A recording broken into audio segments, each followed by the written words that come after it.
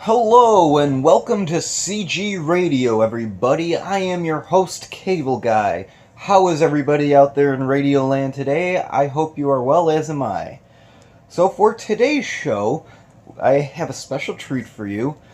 This guy who I'm about to get on the phone, we have more than a few things in common, and if you find him on YouTube and you watch his motivational speeches, they're actually very, very inspiring. And if you really listen, I personally could identify with a lot of the things that he was talking about. And I've never met this dude. I've only we set up a pre-production meeting on the phone, and then when I was preparing for this interview, I researched him left and right, and and it's just if you listen to him, he's a really interesting guy to listen to. Okay, he's been through a lot, and he's one of these ways when he can pass his wisdom on to you from the videos I've seen, but he does it in like a non like talking down type of way where like you don't feel like you're being lectured or or anything like that. So anyway, I reached out to his people a while back, and they got back to me. Very nice people, and I have him on our show, and the guy is called Marvelous Marc Mero. He was a WWE, WCW, TNA, XFW wrestling superstar. He used to box. He has a lot of amateur boxing accomplishments, more so than I could ever have. And I could gonna put the link in the description to some of his fights, because he's got them on YouTube. But the only fight I seen up until he sent me that link was the Brawl for All that they did on the WWE all those years ago, and it really doesn't do the man justice. Okay, he really could throw his hands back in those days. So, anywho, after he got out of boxing, he got into wrestling, obviously, as a lot of our listeners know, and then he retired from wrestling, and he decided to get into the lecture scene, where basically he goes around to various schools all over the country and the world, and he'll give these motivational speeches, just about like anti-bullying, anti-suicide, anti-drug abuse. Really, just overall, what I get, just be a decent person, to other people around, and be a decent person to yourself. So he and some of the stuff he talks, it is a little emotional. It really kind of can pluck at the old heartstrings there. So, without further ado, I'm going to go get Mark on the phone right now, and we're going to go from there. Hello, Marvelous One. How are you today? What's up, cable guy? Oh, it's good to hear your voice. How are you doing? What have you been doing lately? Oh man, just traveling the country. Just had an incredible 2016, and gearing up for the next year. Oh, okay. Well, that sounds good. All right. Well, let's get right into these interview questions. All right. We're going to get into the nitty gritty. All right. So Sure. let's start with the basic. As a fellow Buffalonian, okay, what part of Buffalo did you grow up in? Pennsylvania Avenue over in the west side. Okay, I'm familiar. I spent some time on I lived on Norwood in West Utica for almost 3 years, so I'm very familiar with that area. Wow, that's a little rough. Wasn't the best area back when I lived there. It's not the best area now either. So, are you a Bills fan or Sabres fan, or both? Brother, I'm both. Man, I grew up with my dad watching the Bills every Sunday, and of course, playing hockey. I played for the Syracuse Stars junior hockey team, and played in Buffalo over in it was the outdoor rinks back then. Believe it or not, it was the I can't remember the name of the league it was, but I was on a team called Elwood. Okay, okay. And so, what made you decide to take up boxing, and what are your accomplishments in boxing? Oh gosh, growing up in a rough neighborhood, I was getting beat up quite a bit, and it was actually when I was 16 in high school. This guy I knew won the Golden Gloves, Mm-hmm. back in our school. Mm-hmm. And I remember thinking to myself, man, I could beat that guy. Oh. Long story short, um, I, I actually challenged this guy to a fight. And he says, I'm not going to fight you here at school, but I'll fight you down at the ring. Mm-hmm. And now I've never had gloves on, never, did three-minute rounds. Yeah, yeah. And I felt like I was boxing for an hour. And this guy beat that tar out of me. He was just so good. And I remember thinking to myself, I never want to get beat up like that again. And that's when I went into really serious training. I ended up winning the New York State Golden Glove. I won the gold medal in the Empire State Games. And then I made became a member of the USA boxing team. Okay, okay. All right. And how come you never went pro? Because a lot of the opponents you showed me in the footage that you sent me were considerably bigger than you, and you were knocking those guys out. Yeah, actually, I did turn professional, and 2 weeks before my first professional boxing match, I had my nose shattered in an accident. And it was in that time, at that time off, I started hanging out with the wrong people. I just thought I had time to party and have fun. And eventually, I kept thinking I'm going to come back in 1 year, and 1 year became 2, and 2 became 4, and 4 became 10, and just years of my life of drug and alcohol abuse. Mm. And working paycheck to paycheck in the construction industry. It was a horrible, horrible time. I hear that. Yeah, it's rough. Okay, well, so I read in that you pursued a career in bodybuilding, and so what made you decide to do that, and how much could you bench press? Well, it wasn't really a pursuit of career. It was one of those things where I always like to try things, and I go and enter Mr. New York State, never bodybuilded before in my life, and trained hard for it, and ended up placing third, but it wasn't something I was really pursuing to be a career or anything like that, but something I enjoyed, again, another sport that I tried and I did okay at. Okay, okay. All right, and so here's kind of an odd question for you, and it's odd, but it's serious. Okay, how is it that all you guys in wrestling managed to stay so completely hairless without your skin breaking out? Because I've been dealing with this battle for years. Well, it's funny you said that. That's part of the regimen is shaving and staying hairless. I guess you do break out at times, but on TV you can't really see it that well, or live shows. But we're just like anybody else. You end up shaving or waxing or whatever guys did back then. Really, really. So the boys, they would wax sometimes. I always wondered that. There were a few that did. Oh, okay. Oh, okay. All right.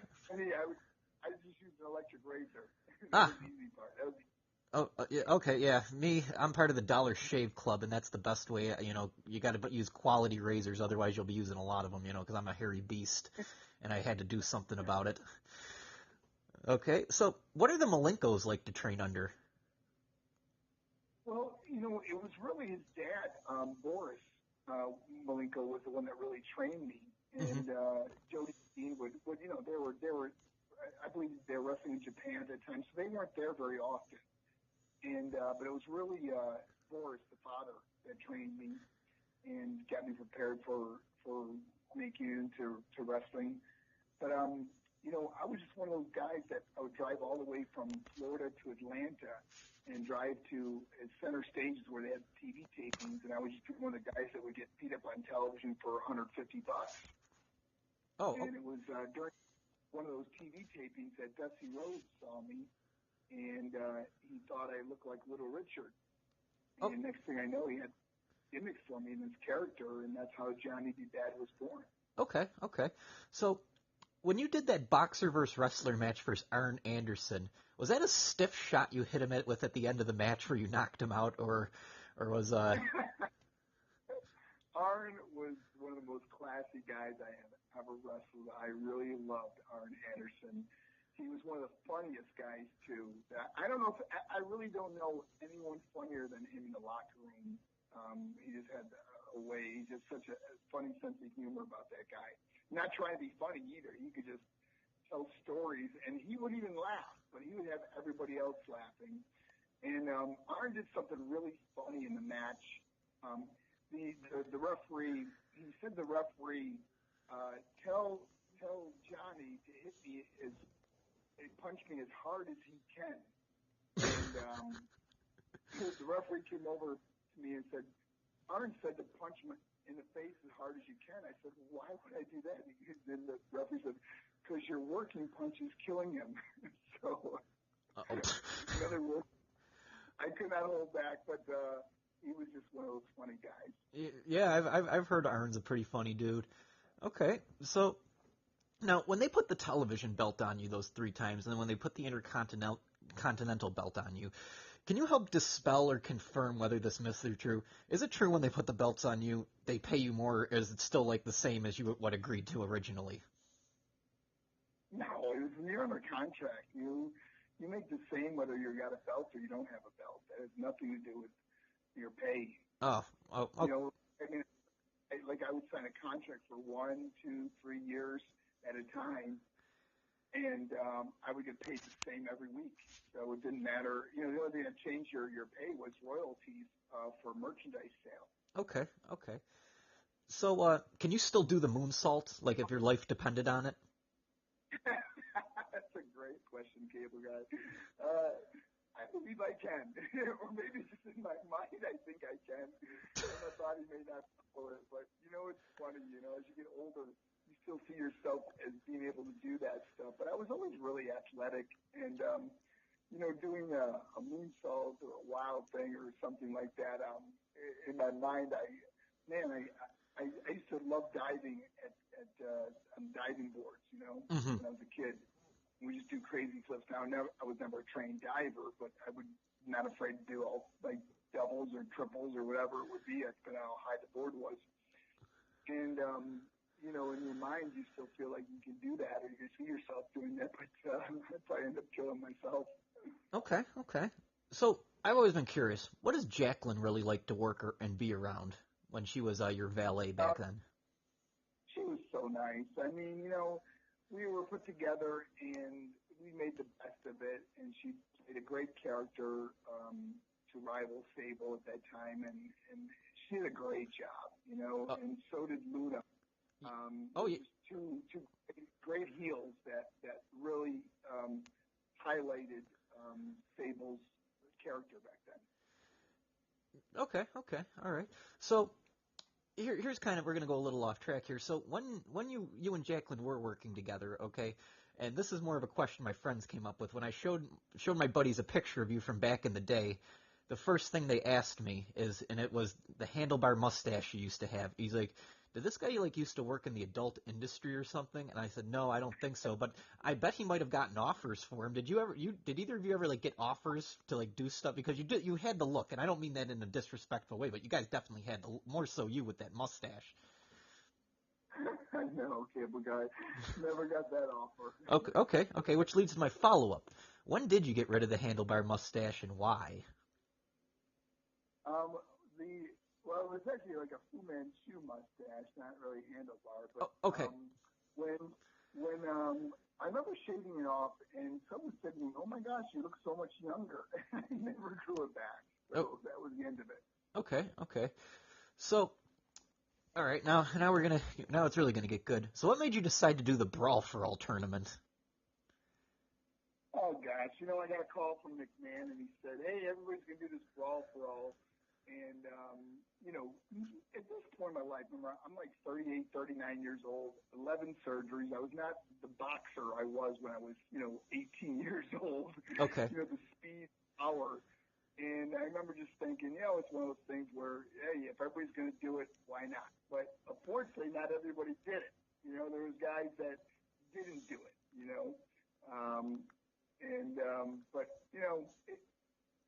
I give the guys the credit that did it. Took guts to get in that ring and really fight or do that type of fighting, And so the first guy they put me against is Steve Blackman, who was, great at takedowns and things. And I never even, as a boxer, I never fought against.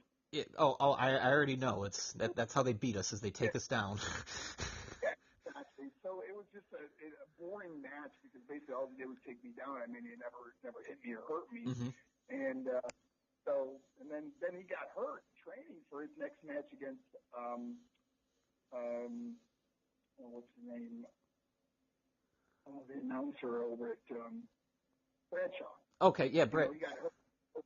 So they asked me to come back in, and of course I did, and then fought Bradshaw, and then we went to a draw after 3 rounds, and they did one more round, and they gave the decision to him. And that was the end of my brawl for all. Yeah, I was a little. See, it's funny. Right before you called up, I was actually watching that match with Bradshaw, and you were hitting. You probably hit him like 20, 30 times in the face clean. Yeah, but you know what? It's one of those things where I think a lot of people thought I won, and but at this point in your life, it's like you look back and you're like, who cares? Right. It was fun. I always had a lot of guts. Whether a guy was a lot bigger, a lot heavier than me, but it didn't matter. I would go out there and just give it a shot. Right. Now, did Bradshaw give you a lot of heat backstage? Because it seemed like you got a lot more hits in on Bradshaw than you did on Blackman.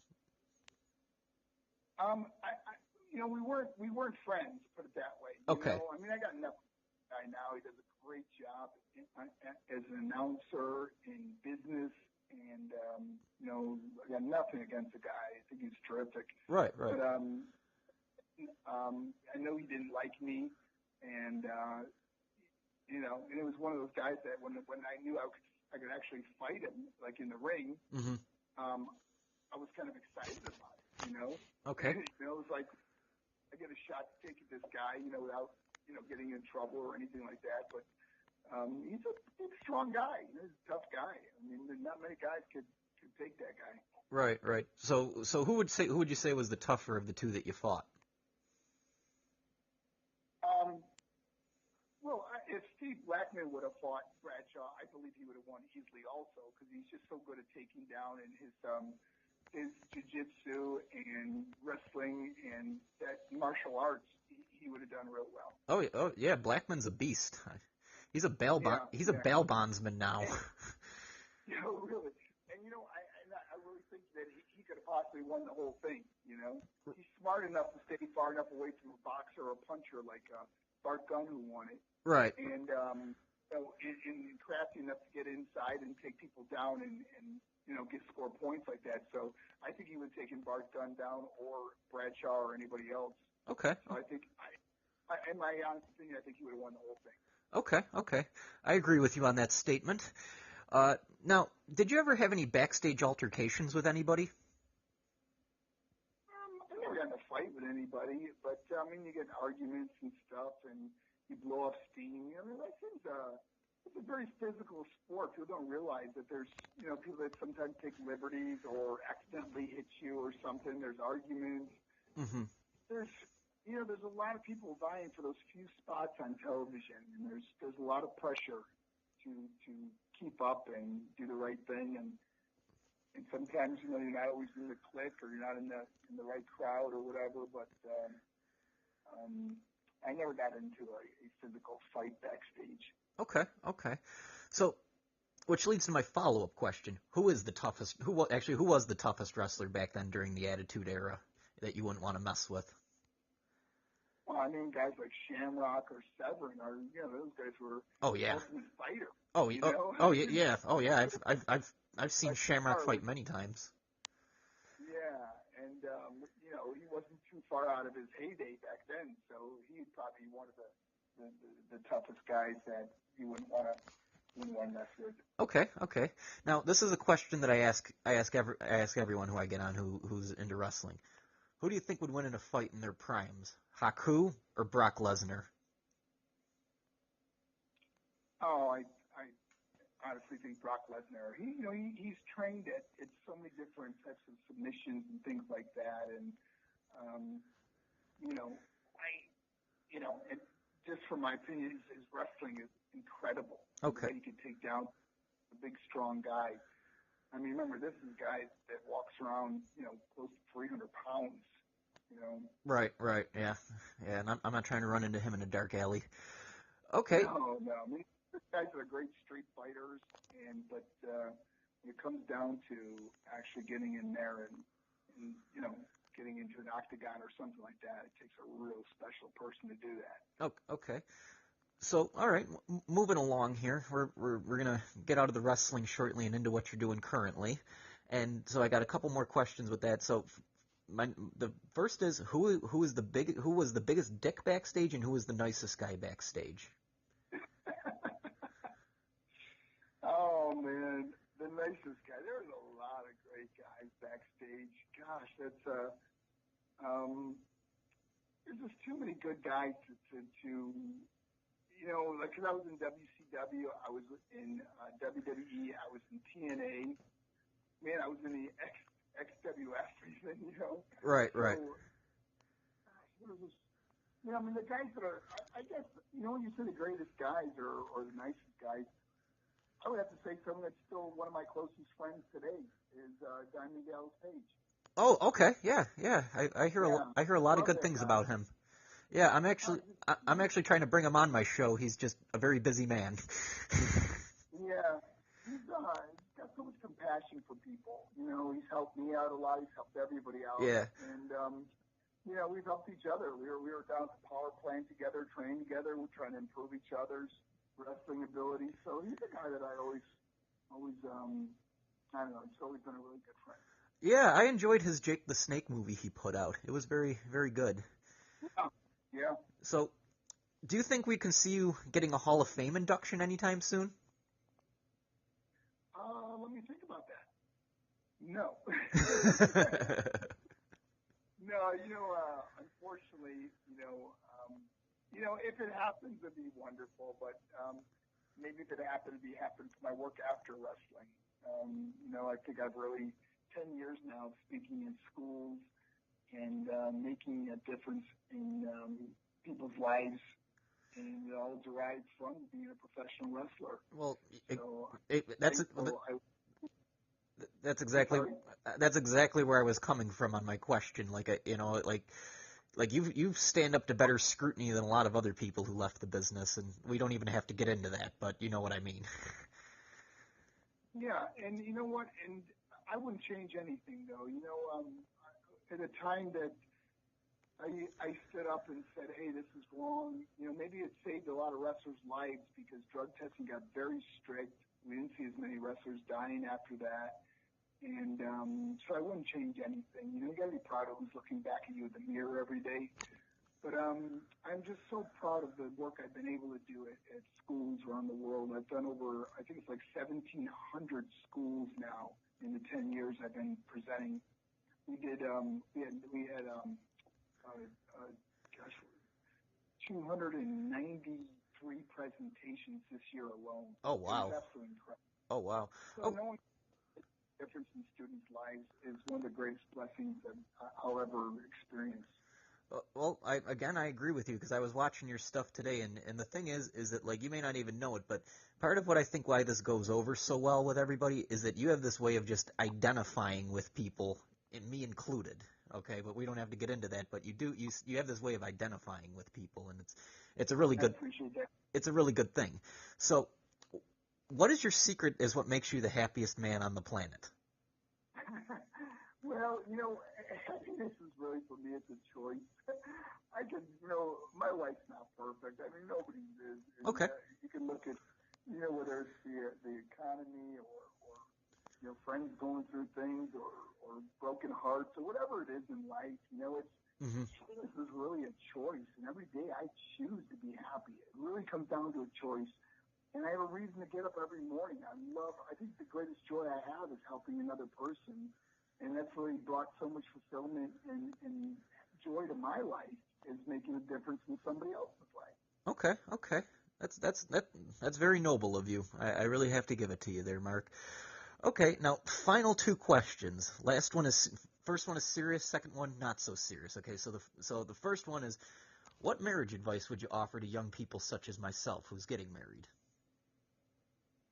Wow, that's a great question, man. I appreciate that.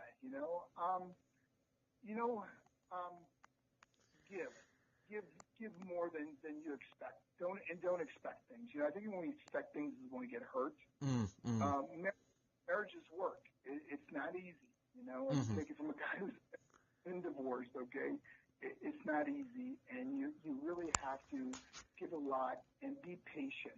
We're someone that's often much different. A lot of people say, well, we complete each other's sentences, and so. But let me tell you something. People are very different, and I really just applaud those differences, though, and realize that you're not going to always agree on things, but you have to agree to disagree. And I just doing little special things, man. Leaving a note means all the world, everything to my wife. When I leave a note, just simple things, just saying I love you, or write something on the mirror, or whatever. Little silly things that make such a difference. Women always want to feel needed and wanted, and they matter. And it's so important for us as guys to let them feel that and know that it's true that they do matter, and we need them and we love them. And I think that's something that helps every marriage. Okay, I agree. Okay, so now for the final question. This is last but certainly not least. This is the segment of the show where I talk with the wrestlers about the legitimate problems that wrestling fans faced growing up back then, okay? And like when I give an example where it's like if I like walk into a room, let's say I'm going for a new job and they say, "What's your name?" and I say it, there's always a possibility someone could say like, "It doesn't matter what your name is," type of thing. So the type of legitimate problem that wrestling fans face that they kind of like you made popular was back in the day, if you weren't careful, you could get a TKO into a pool. Right. So, did you know that was a problem that some wrestling fans faced growing up? I didn't realize that, brother. I grew up in Buffalo with you, man. I mean, okay. Well, since Buffalo, okay, if not a pool, like it's freezing outside. Let's say there's a fresh snowbank, that works just as well. So what is your question about that, though? Well, it's more. Did you know that was a problem that fans had to deal with? I didn't know that. I'm sorry to hear that. It kind of like I'm gonna go outside and someone's gonna RKO me. Yeah. Well. Remember, there weren't RKOs back in our day. It was diamond cutters you got. Oh. Like if you weren't careful, you could get a diamond cutter into a pool, or if like you were tying your shoes, someone could come up and pedigree you without even, these things happen, man.